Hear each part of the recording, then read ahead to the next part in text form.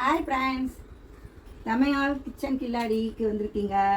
இப்போ நான் வந்து இது என்ன செய்ய போகிறேன்னா பாய் வீட்டு குஸ்கா. இதோட இன்க்ரீடியன்ட்லாம் கொஞ்சம் பாருங்கள்.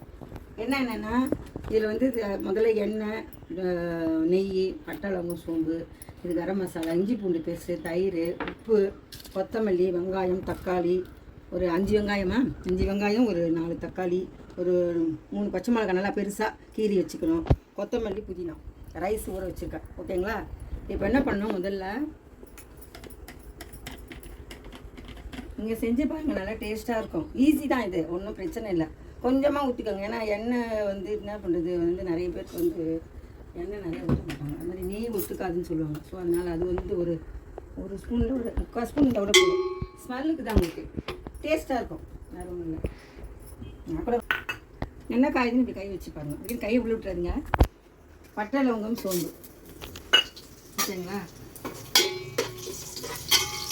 அது வெடிக்காமல் இருக்க இப்படி பிடிச்சிடுவோம் அந்த பட்டை.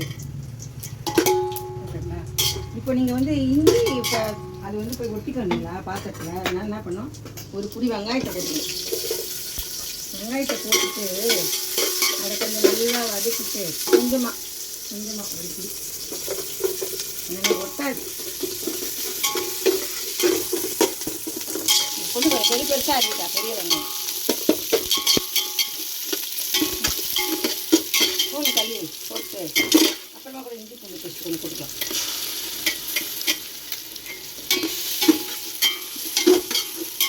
நைட் டைமில் வைக்கலாம்.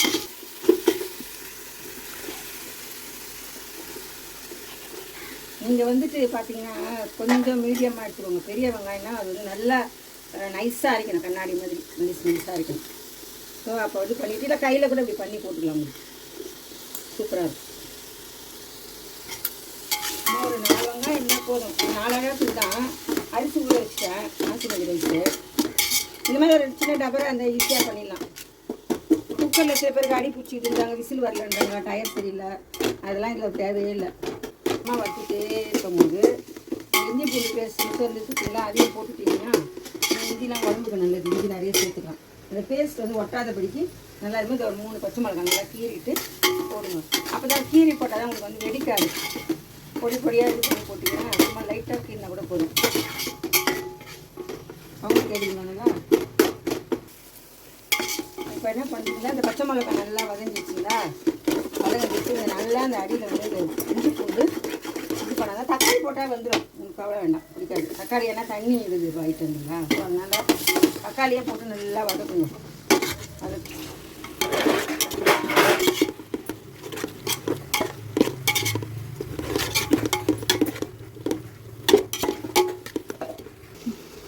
ஸோ அந்த தக்காளி போட்டு வதக்கிட்டிங்களா, நெக்ஸ்ட் என்ன பண்ணுறீங்க, இதில் வந்துட்டு கொத்தமல்லி தழை, அப்புறம் புதினா, இதையும் போடுங்க. புதினா வந்து மிஞ்சி நல்லாயிருக்கும் உங்களுக்கு வந்துட்டு பார்த்தீங்கன்னா நல்லா வாசமாக இருக்கும், நல்லா லெமன். அதையும் போட்டு நல்லா வதக்கணும். நம்ம வதக்கிறதுல தான் இருக்குது, அடி பிடிக்கா அதை பற்றி குட்டி சொல்லிட்டு வதக்குங்க. ஈஸியாக இருக்கும்.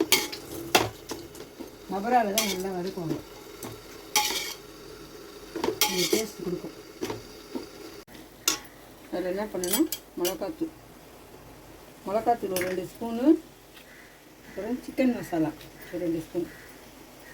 ஓகேங்களா? அத்தையும் போட்டு நல்லா வதக்குங்க. அப்புறம் எனக்கு தேவையான அளவு உப்பு,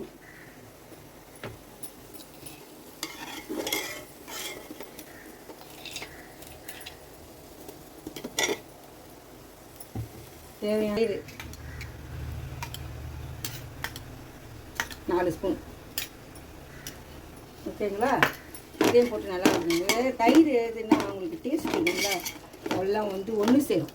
நம்ம வதக்கின இந்த மசாலாலாம் வந்து ஒன்று சேர்க்கறதுக்கு அந்த தயிர், அந்த புளிப்புத்தன்மை வந்து எல்லாத்தையும் கூடும்.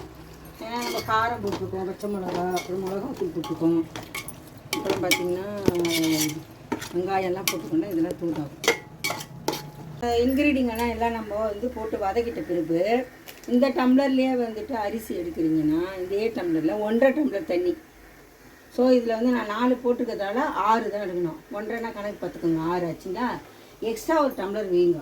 நீங்கள் நம்ம செஞ்சிட்டே இருக்கும் போது இங்கே பக்கத்துலேயே நம்ம என்ன பண்ணலாம், தண்ணி சூடு பண்ணி வச்சுட்டேன்னு வச்சுக்கோங்களேன்.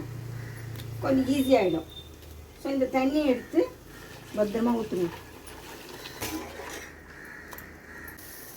இப்போ நம்ம தண்ணி வந்து ரெடியாக கொதிக்க வச்சுருந்ததுனால சீக்கிரமாக கொதிச்சிச்சு பார்த்தீங்களா, நமக்கு கேஸை மிச்சம். ஸோ என்ன பண்ண, அது கொதிக்கும் போது ஸ்லோ பண்ணணும். சிம்மில் வச்சுட்டு இப்படி உதிரியாக பண்ணணும். இந்த அரிசி வந்து பார்த்தீங்கன்னா பாசுமதி ரைஸு நீங்கள் வந்துட்டு சமைக்க ஆரம்பிக்கும் போது ஊற வச்சா போதும். நம்ம வதக்கி அது பண்ணுறோம்னா அது வரைக்கும் வந்து இதுவாகும். அதான் தண்ணியை நல்லா இழுத்துட்டு போடுங்க. உதிரியாக போடுங்க.